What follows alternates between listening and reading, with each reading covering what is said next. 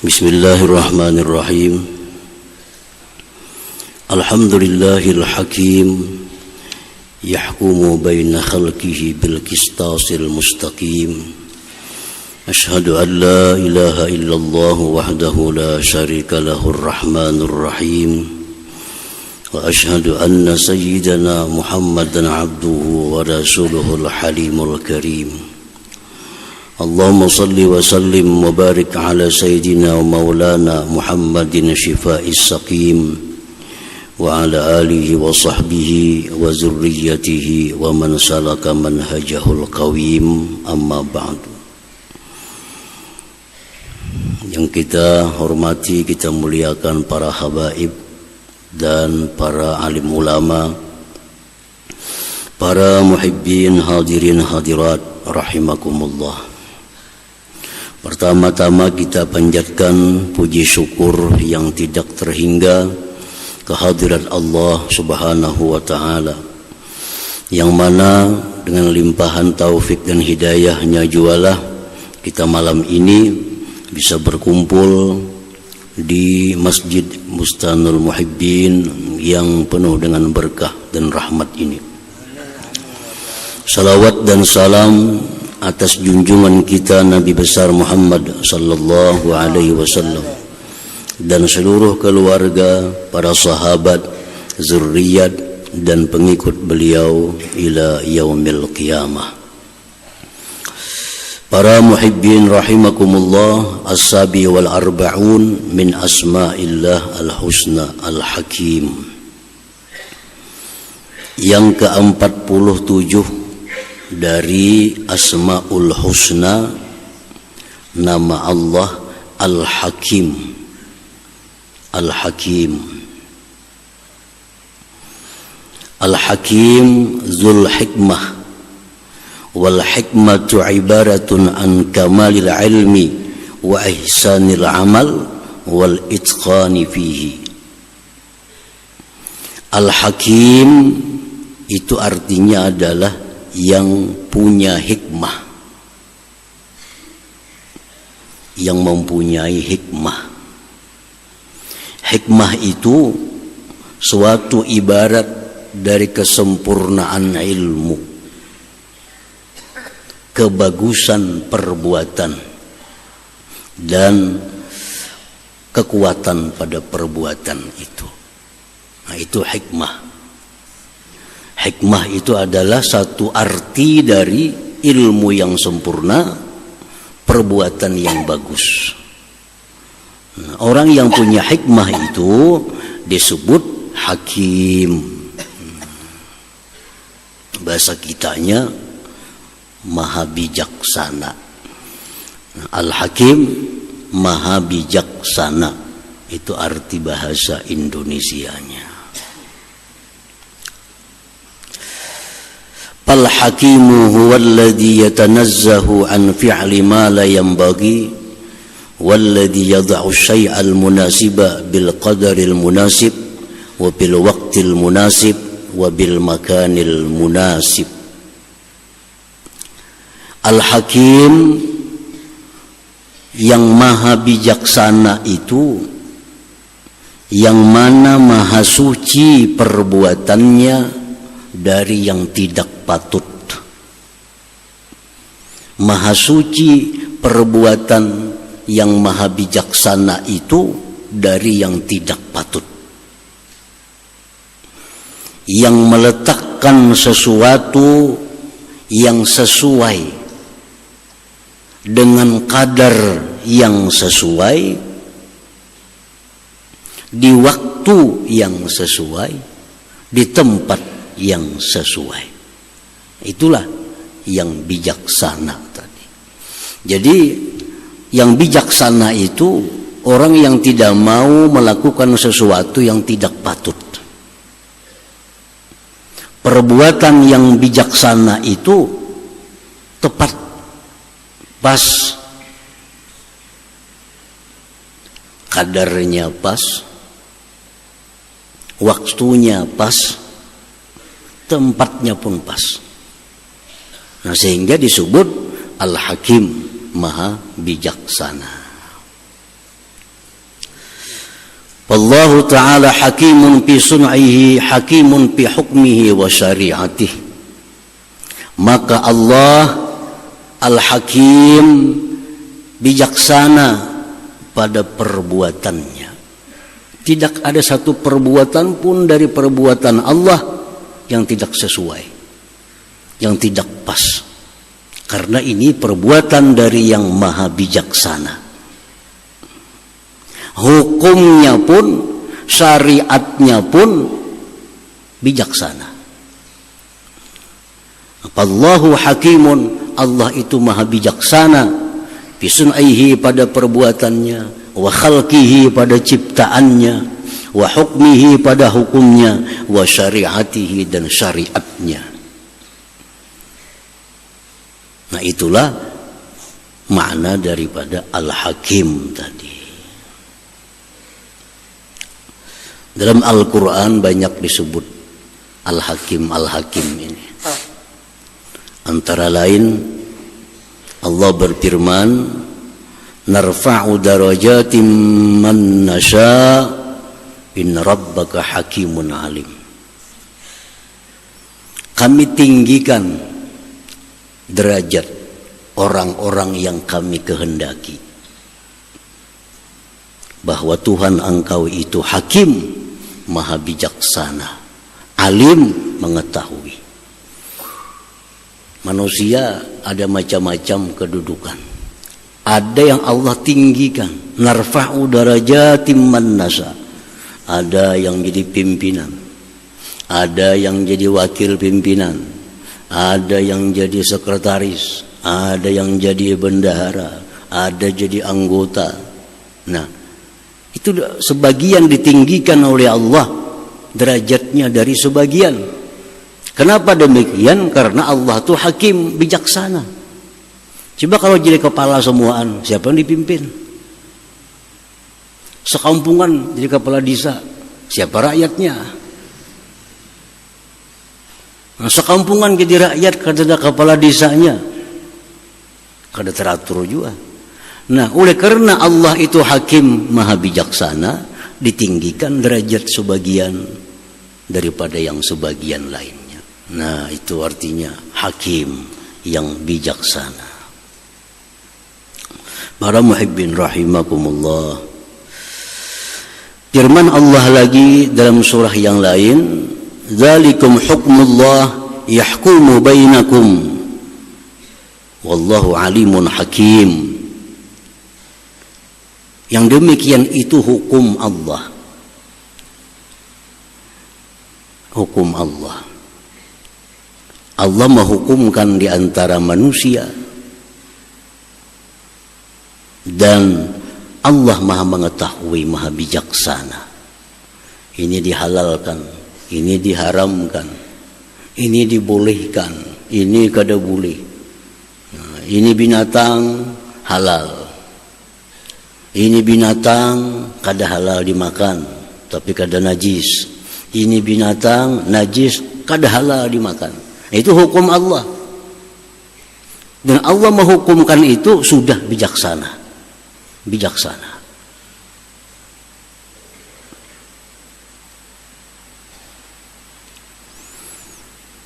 Dalam ayat yang lain lagi Allah berfirman, wa huwal qahiru fawqa ibadihi wa huwal hakimul khabir. Wa huwal hakimul khabir. Allah Ta'ala itu, Tuhan engkau itu mengalahkan hamba-hambanya. Allah itu mengalahkan hamba-hambanya. Sehingga apapun kehendak kita, kada akan bisa kalau kada sesuai kehendak Allah. Karena kita dikalahkan oleh Allah.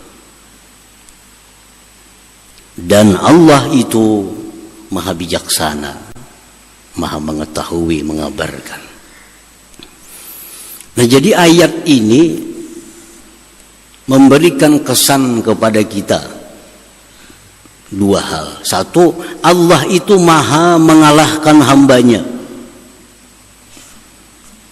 sehingga tidak ada pun satu kehendak hamba yang terjadi kalau kada sesuai kehendaknya. Ini memberikan kesan kepada kita bahwa Allah itu sewinang-winang. Memberikan kesan kepada kita Allah itu semaunya. Karena Allah itu bila berkehendak apapun jadi. Kehendak hambanya kayak apa aja pun kehendak kada akan jadi bila kada cocok kehendaknya.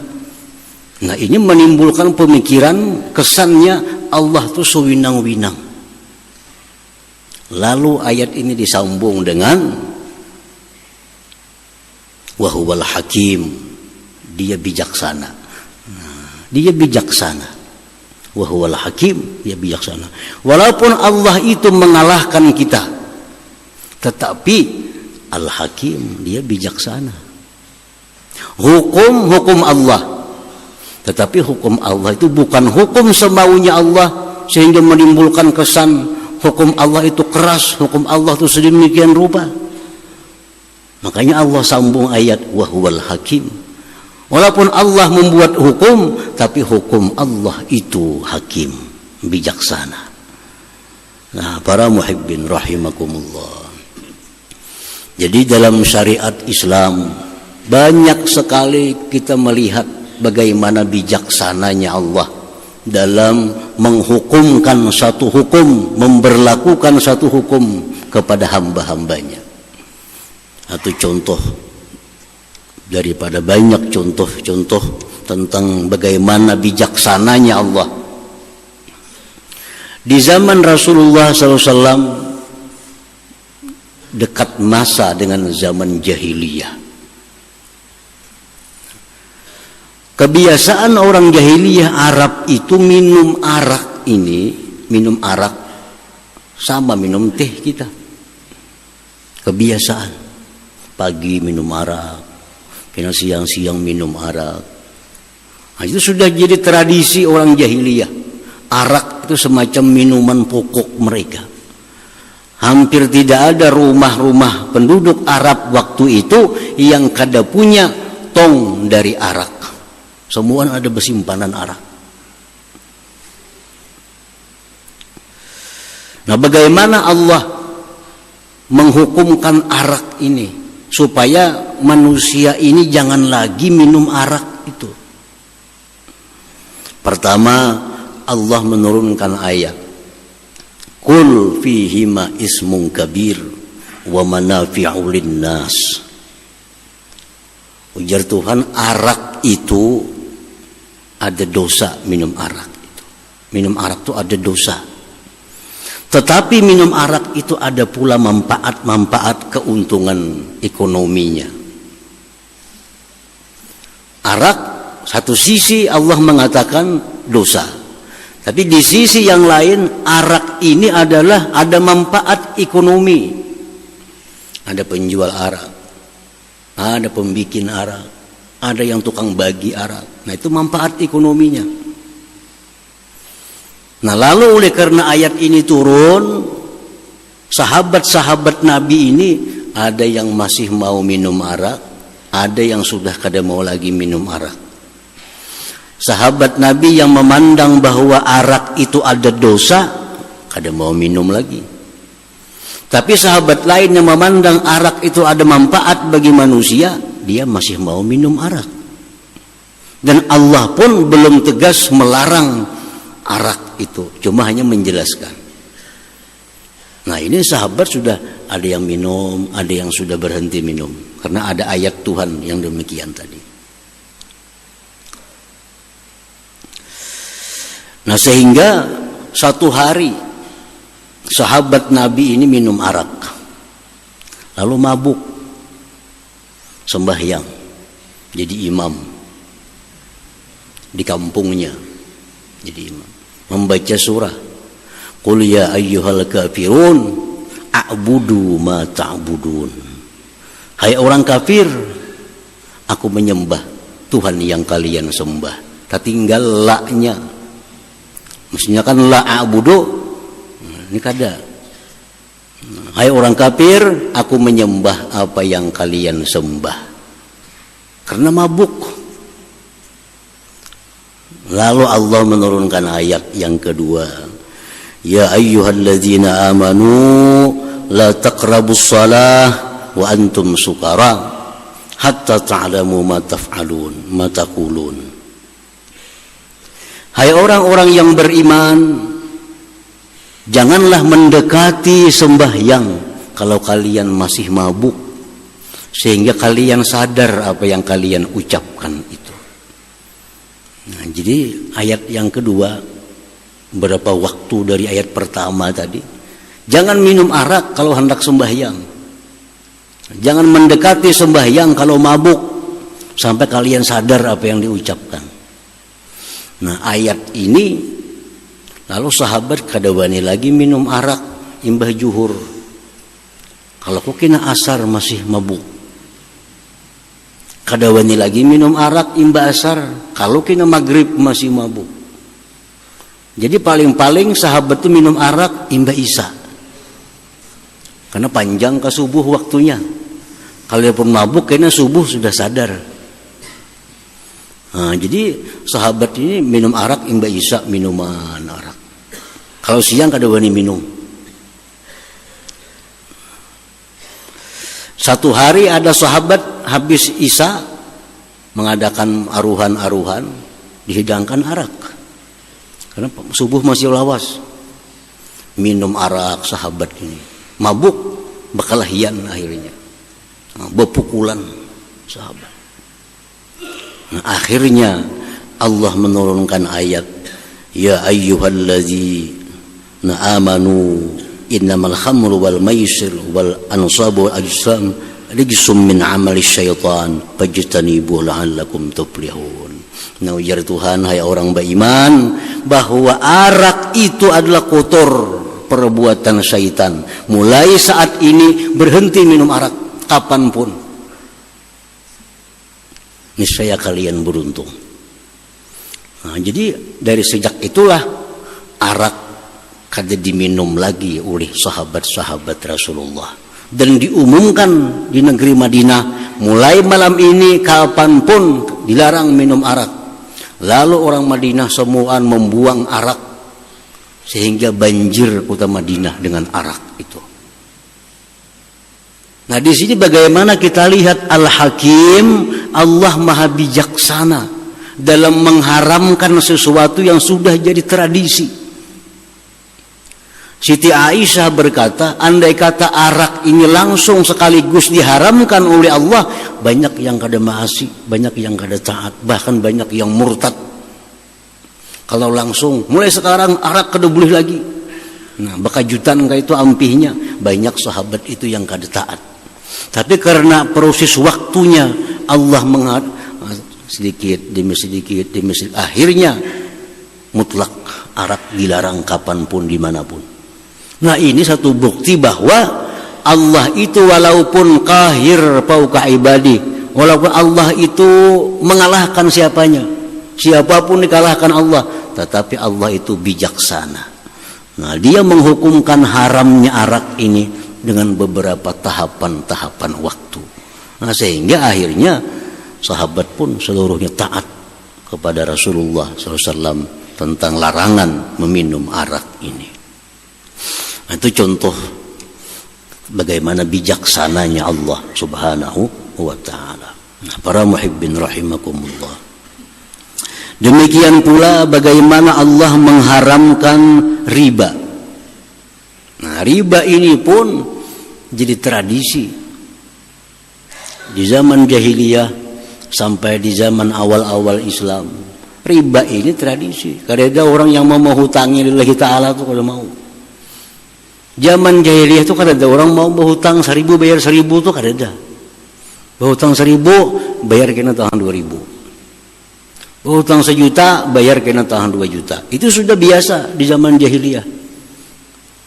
Kada ada nang ikhlas berhutang 1 juta bayar 1 juta kada ada. Berhutang gandum 2 balik kena bayar 2 balik setengah. Jadi riba ini di zaman itu menjadi tradisi dalam usaha mereka. Allah menurunkan ayat yang pertama tentang riba. Allah menurunkan ayat tentang riba ini, wa ma ataitum mir riba liyarbu fi amwalin nas fala yarbu indallah. Artinya sesuatu yang kamu lakukan daripada riba agar untung, agar tambah banyak, sebenarnya kada tambah banyak di sisi Allah. Nah, kita menganggap riba itu untung, karena menghutangi 1 juta bayar 2 juta, bayar tengah 2 juta, menganggap kita untung, padahal itu di sisi Allah kada untung. Nah, kaum muslimin waktu itu turun ayat ini menganggap belum dilarang riba, karena Allah mengatakan bahwa riba itu kada berkah. Riba kada berkah, sehingga sebagian kaum muslimin ada yang sudah berhenti riba karena menganggap ini kada berkah. Sebagian yang lain masih riba karena Allah belum jelas melarang tentang riba itu. Perjalanan waktu, Allah menurunkan lagi ayat wa akhdhihimur riba wa qad nuhu anhu. Allah mengisahkan orang-orang Yahudi, dilaknat orang-orang Yahudi. Kenapa dilaknat orang Yahudi? Salah satunya karena mereka melakukan praktik riba. Jadi kaum muslimin itu Tuhan mengisahkan orang Yahudi bahari. Kita masih boleh aja riba. Itu Allah mengisahkan bahwa orang Yahudi dilaknat Allah karena mereka mengambil riba. Pemahaman kaum muslimin itu orang Yahudi. Kalau kita kada apa-apa masih riba. Masih jalan, riba masih jalan. Sebagian masih sudah ada yang berhenti dari riba, sebagian masih jalan riba. Dalam waktu yang berikutnya lagi Allah menurunkan ayat, ya ayyuhalladzina amanu la ta'kulur riba adha'afan mudha'afah wattaqullaha la'allakum tuflihun. Hai orang yang beriman, jangan makan riba ganda berganda, takutlah kepada Allah. Artinya jangan melakukan riba bunga besar, jangan melakukan riba yang besar bunganya. Kalau berhutang 1.000 bayar tengah 2.000, itu kan besar bunganya ngarannya, baganda-ganda. Kalau sebulan bunganya 500.000, 3 bulan aja gana pada mama. Nah, jadi adha'afan mudha'afah. Nah, jadi sahabat beranggapan kalau ribanya sedikit berarti boleh aja. Yang dilarang Tuhan tuh riba yang gana-gana bunganya. Ya, kalau kita berhutang misalnya 10.000, bunganya 1%, itu masih halus, boleh aja. Karena yang dilarang Tuhan ini adha'afan mudha'afah, yang berganda-ganda bunganya. Nah, berjalan waktu kemudian turun ayat, ya ayyuhalladzina amanu taqullaha wa zaru ma baqiya minar riba in kuntum mu'minin. Hai orang beriman, takwalah kepada Allah, tinggalkan riba sekecil apapun, jikalau kalian beriman kepada Allah. Nah, sejak inilah riba itu sekecil apapun bunganya dilarang oleh Allah Subhanahu wa taala. Wa zaru ma baqiya minar riba. Nah, jadi pengharaman riba secara mutlak ini memakan waktu yang panjang dari Allah. Karena Allah Maha bijaksana, kalau riba langsung dilarang, banyak nangkalang kabut karena sudah jadi kebiasaan perlakuan riba dalam usaha mereka. Nah, ini contoh lagi bagaimana bijaksananya Allah dalam menerapkan satu hukum kepada kaum muslimin. Nah, para muhibbin rahimakumullah. Nah, banyak contoh-contoh lain lagi yang menunjukkan bahwa Allah itu maha bijaksana, baik perbuatannya ataupun hukum syariatnya. Al-mu'min bismillahil hakim ay yarda bi sun'ihi wa khalqihi wa hukmihi wa syari'atihi li'annaha minal hakim. Orang yang sudah beriman dengan nama Allah Al-Hakim, orang yang percaya bahwa Allah itu maha bijaksana, yang mana perbuatannya selalu pas tempatnya, besar kecilnya dan segala-galanya pas. Kalau beriman dengan itu, bahwa dia ridha dengan perbuatan Allah. Kenapa kita ridha dengan perbuatan Allah? Karena Allah itu maha bijaksana. Kita sudah yakin apa yang dilakukan Allah itu pasti pas, bijaksana. Allah menciptakan ini demikian, Allah menciptakan itu, menciptakan ini, itu semuaan kita mesti ridha. Karena itu adalah perbuatan dari yang maha bijaksana. Allah menjadikan ini maksiat, kita ridha. Allah menjadikan ini taat, kita ridha. Allah menjadikan ini kafir, kita ridha. Allah menjadikan ini orang beriman, kita pun ridha. Sebagai itu adalah perbuatan dari Allah subhanahu wa ta'ala, ridha. Nah, perkara kita selanjutnya itu bagaimana tindakan kita, itu lain kisah lagi. Lain kisah lagi. Allah memberikan kita penyakit, kita ridha. Ridha. Sebab Allah meletakkan kepadaku penyakit ini sudah kebijaksanaan Allah. Setiap perbuatan Allah pasti ada mengandung kebaikan di dalamnya. Nah, jadi aku didatangkan penyakit oleh Allah, aku ridha kepada Allah. Perkara kita berubat itu lain lagi kisahnya. Orang berubat itu jangan diartikan dia tidak ridha. Orang berubat dari penyakit itu jangan diartikan dia tidak ridha. Karena ini lain lagi masalahnya. Allah menuntut kita ridha dengan yang diperbuat Allah. Kita ridha diberi Allah penyakit. Kita ridha diberi Allah bini demikian, laki demikian, anak demikian, ridha. Nah, selanjutnya kita tunggu perintah Allah bagaimana dengan penyakit ini. Allah menyebutkan tadawau, berubatlah kalian. Nah, berubat kita karena diperintah oleh Allah. Jadi kita berubat itu karena perintah Allah, bukan karena kita kadar ridha dengan penyakit. Mun ridha garing apa berubat ya? Lain kisahnya. Lain. Garing itu ada dari Allah, kita ridha. Berubat itu pang disuruh Allah, kita menjunjung perintah. Jadi lain hukum.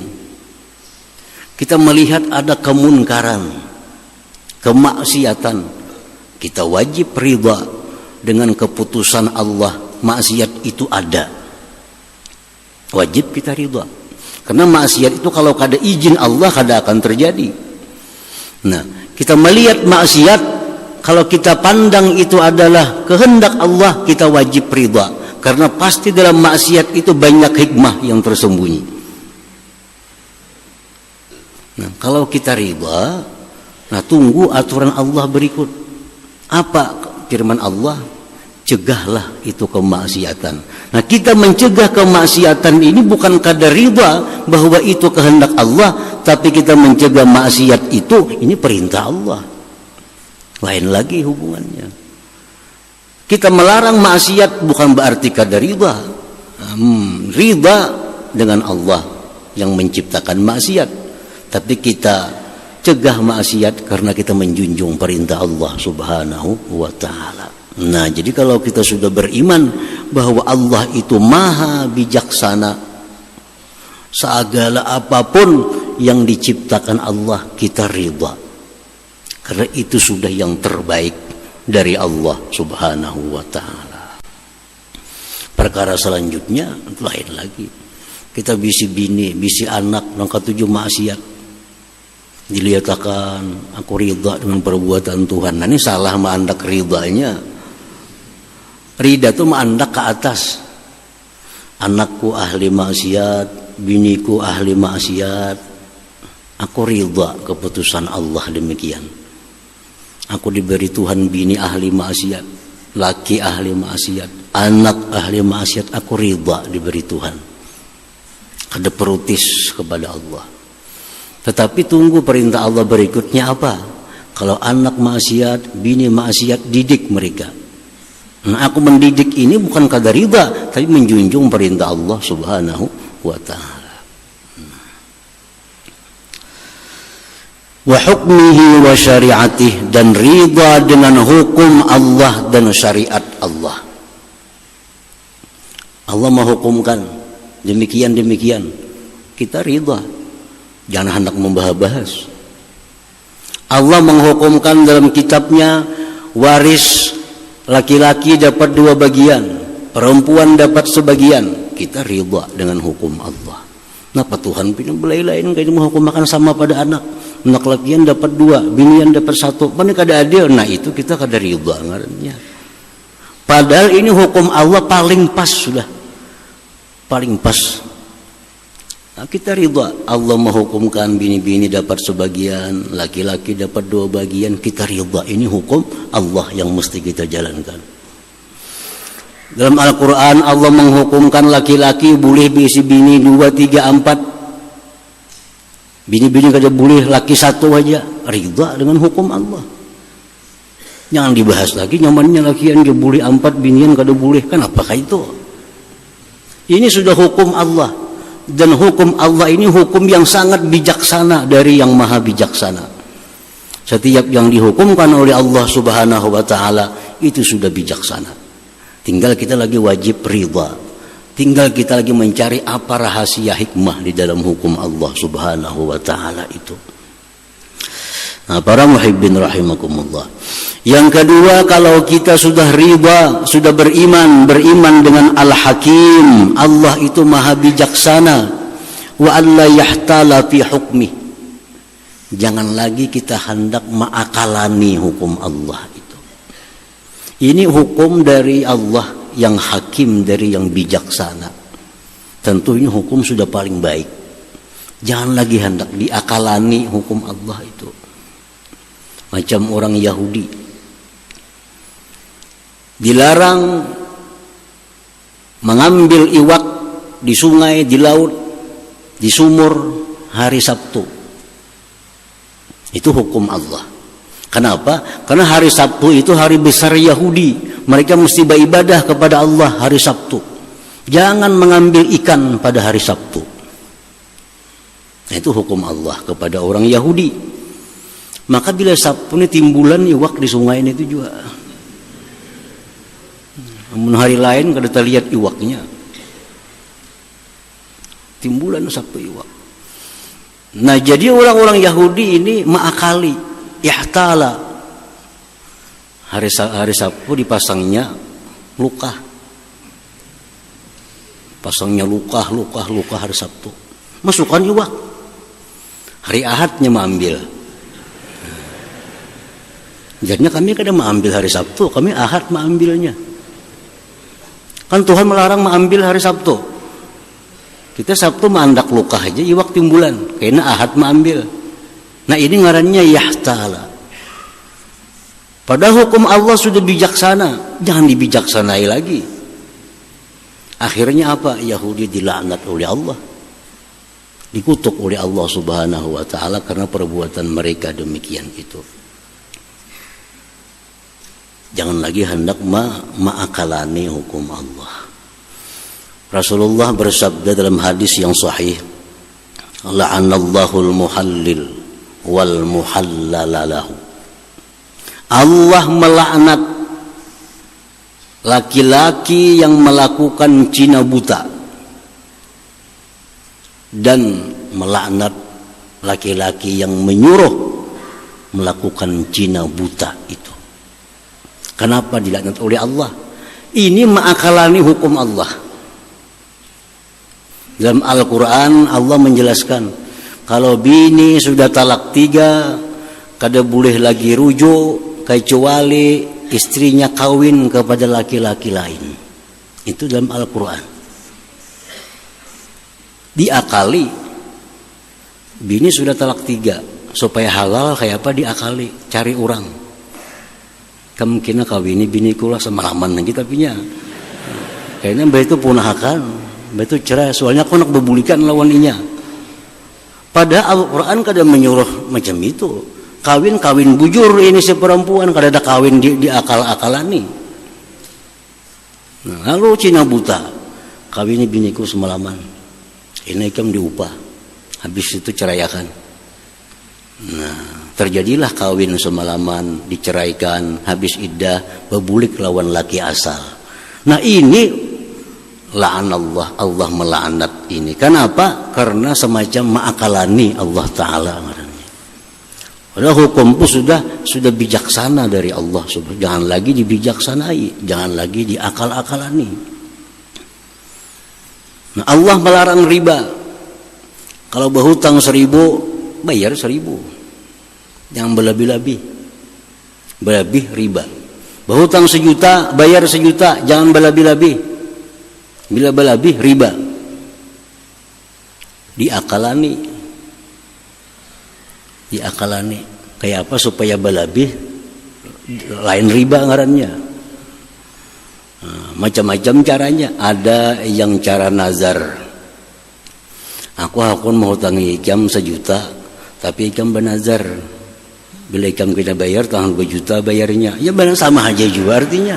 Disuruh orang bernazar. Nah, jadi kita sampai sebulan, nah dia membayari hutang 1 juta. Sisanya nazar semalam nih. Nazar. Nah ini yang artinya ihtala, mengakali hukum Allah. Padahal hukum Allah yang sudah bijaksana ini jangan lagi diakal-akalani. Allah melaknat yang demikian itu. Nah, jadi buah iman kita kepada nama Allah Al-Hakim. Allah itu maha bijaksana, hukumnya bijaksana, syariatnya bijaksana, perbuatannya bijaksana.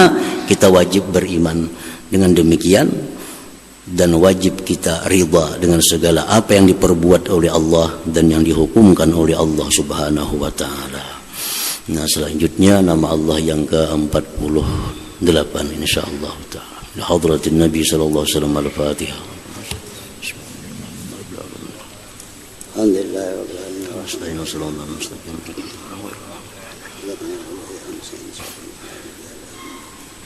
Bismillahirrahmanirrahim. Alhamdulillahi rabbil alamin. Wassalatu wassalamu ala asyrafil anbiya'i wal mursalin wa ala alihi wa sahbihi ajma'in. Allahumma ighfir lana dzunubana wa liwalidina warhamhum kama rabbayana shaghira. ولجميع المسلمين والمسلمات والمؤمنين الأحياء منهم والأموات اللهم انصر وعافية مؤقتة الدائمة في الدين والدنيا والآخرة اللهم صل على سيدنا محمد صلاة تمنى بها من جميع الأهوال والآفات واغفر لنا بها من جميع الحاجات وتطهرنا من جميع السيئات وترفعنا بها على الدرجات وتبلغنا في أسرار من الخير في الحياة وبعد الممات اللهم ربنا هب لنا من أزواجنا وذريتنا قرة أعين واجعلنا للمتقين إماما اللهم إنا نسألك رضاك والجنة ونعوذ بك من سخطك والنار وعفو عنه برحمتك يا أرحم الراحمين ربنا تقبل منا إنك تسمع وتب علينا إنك أنت التواب الرحيم ربنا آتنا في الدنيا حسنة وفي الآخرة حسنة وقنا عذاب النار صلى الله على سيدنا محمد وعلى آله وصحبه وسلم والحمد لله رب العالمين. يا يراجون منه شفاعة صلوا عليه سلموا تسليما اللهم صل وسلم.